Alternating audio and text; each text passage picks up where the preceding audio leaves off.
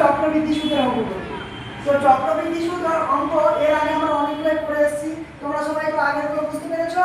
হ্যাঁ স্যার। বেশ, এখন দেখো আমি তোমাদেরকে আজকে একটা অঙ্ক দিয়েছি, যেটা কি লিখেছি, বার্ষিক 4% সুদের হারে 2 বছরের জটিল সুদ মানে হচ্ছে চক্রবৃদ্ধি সুদ এবং সরল সুদের পার্থক্য হচ্ছে 2 টাকা। তাহলে এখন আসল কত? এই অঙ্কটা আমি দুই রকম নিয়মে করতে পারি। এক নাম্বার হচ্ছে নিয়ম নাম্বার 1, যার যেটা পছন্দ, অর্থাৎ যে যে নিয়মটা সহজ মনে করবে তাকে সে সেই নিয়মে করবে।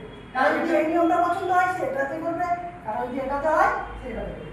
তাহলে ডি সমান p into r/100 to the power, যেহেতু 2 বছরে বলেছে তাই আমি এটাকে কেটে নিলাম।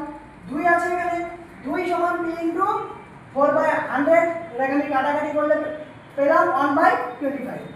তো 2 সমান 1/25, হ্যাঁ এদিকে 1/25, অতএব p সমান 2 ইনটু 25 ইনটু 25, অর্থাৎ p এর মান অর্থাৎ আসল আমি কত পেলাম 1250।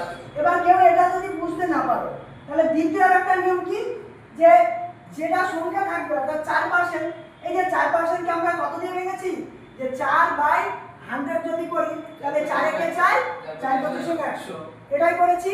তাহলে 4 এর সঙ্গে যদি কাটাকাটি করে দেখি তাহলে আমার 1/25 এবং এটাকে আমাকে স্কয়ারের মধ্যে আনতে হবে, অর্থাৎ 1 এর ভ্যালু যদি আমাকে কত বলে দিয়েছে, 1 এর ভ্যালু 2, তাহলে এটা 25, যেহেতু স্কয়ার আছে 25 ইনটু 25 মানে 625 আমরা জানি তো। তাহলে 625 যদি হয় তাহলে 1 এর ভ্যালু 2 মানে 625 এর ভ্যালু কত, তাহলে 2 এর সঙ্গে যদি 625 এর আমি গুণ করি, হ্যাঁ তাহলে আমার কি आंसर আসছে 1250। এটা আমি আরো শর্টকাটে করতে পারতাম, কিন্তু তোমাদেরকে বোঝানোর জন্য আমি একটু বাড়িয়ে করেছি, এটা লিখেছি তাই। বেশ, ধন্যবাদ। হয়েছে সব? যা সবাই ওঠা যাক, অসুবিধা নেই, গরম হচ্ছে সবাই। না চলছে এখনো? দামাদা